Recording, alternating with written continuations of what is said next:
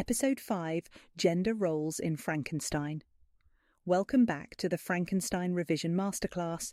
In Episode 4, we asked, who is the real monster?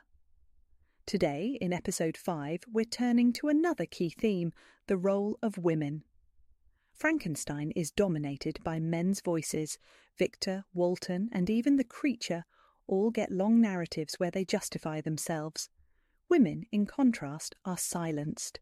Elizabeth, Justine, and Safie appear as victims or symbols, but rarely get to speak directly. But here's the twist. The male narrators themselves are unreliable. They exaggerate, excuse themselves, and filter others' voices.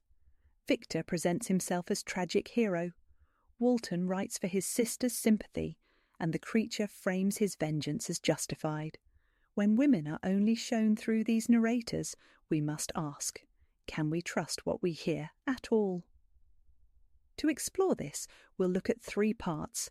First, Elizabeth, Justine, and Safie, and how they contrast with the men. Second, the absence of women's voices, especially mothers. Third, how women act symbolically in the Gothic structure. Part 1, Elizabeth, Justine, and Safie A01. Knowledge. Elizabeth is idealised from the start. In Chapter 1, Victor calls her the saintly soul of Elizabeth shone like a shrine-dedicated lamp. She represents purity and domestic virtue. Justine, in Chapter 8, is wrongly executed for William's murder.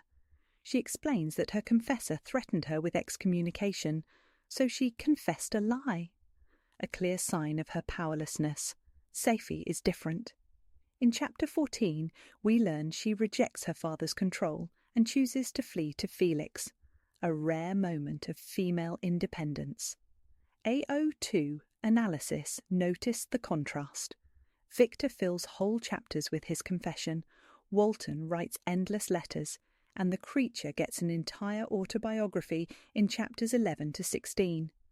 Elizabeth's voice is reduced to letters filtered through Victor. Justine speaks only at her trial, and Safie's story is told second-hand by the creature. Unreliable narrators. The problem is that all these accounts come through unreliable male narrators. Victor portrays Elizabeth as saintly, but this is his image of her, not her own voice.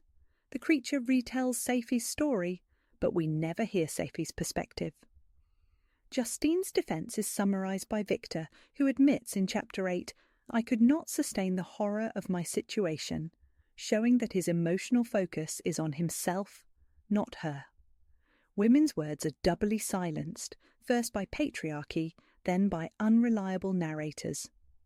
A03, Context. Mary Wollstonecraft, Shelley's mother, argued women were kept passive by society. Safie reflects her call for independence. Elizabeth and Justine, in contrast, reflect the angel-in-the-house stereotype of Shelley's own era. A05, feminist critics say Shelley is showing the destructive results of silencing women.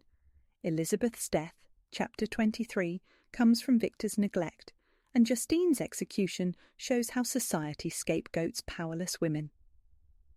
Part 2, The Absence of Women and Mothers, A01, Knowledge. Victor's mother dies in Chapter 3, leaving him without maternal guidance. Elizabeth's letters are filtered through Victor.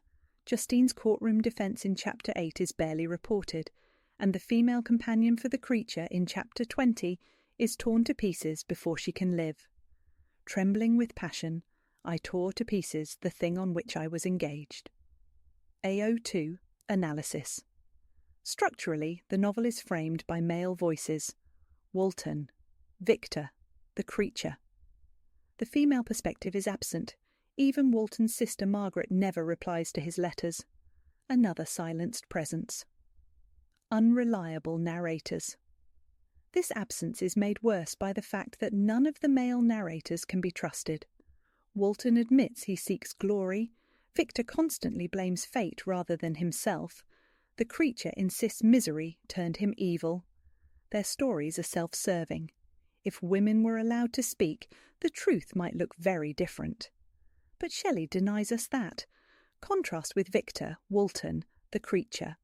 Victor arrogantly claims the maternal role of birthing life through science in Chapter 5.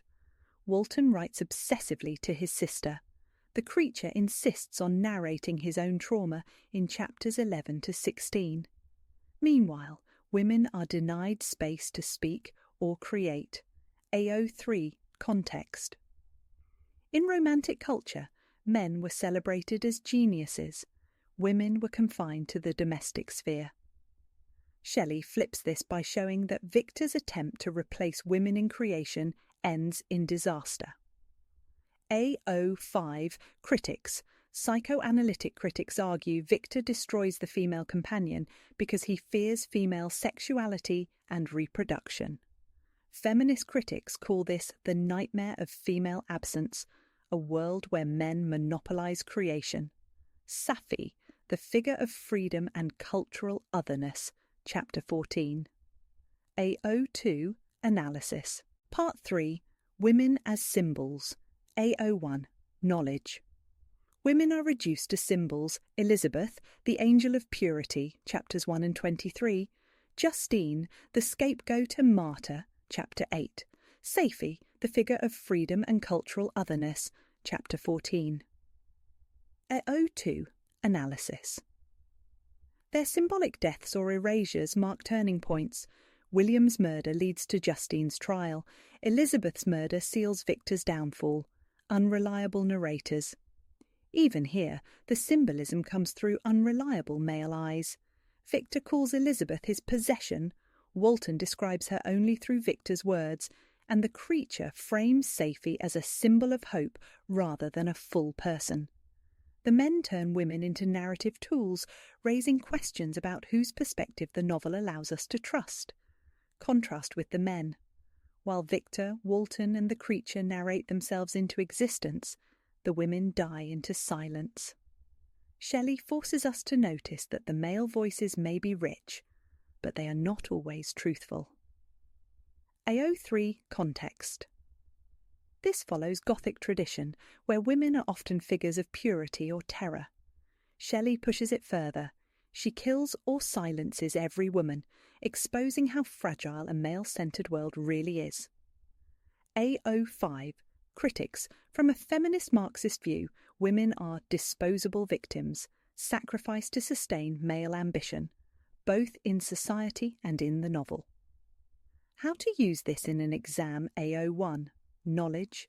Elizabeth as the saintly soul, Chapter 1. Justine's forced confession, Chapter 8. Safie's escape, Chapter 14. Victor tearing apart the female companion, Chapter 20.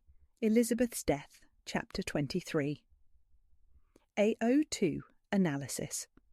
Women's silenced voices contrasted with the expansive but unreliable narratives of Victor, Walton and the creature. AO3 Context. Wollstonecraft's feminist arguments, romantic genius, Gothic convention. AO5 Interpretations.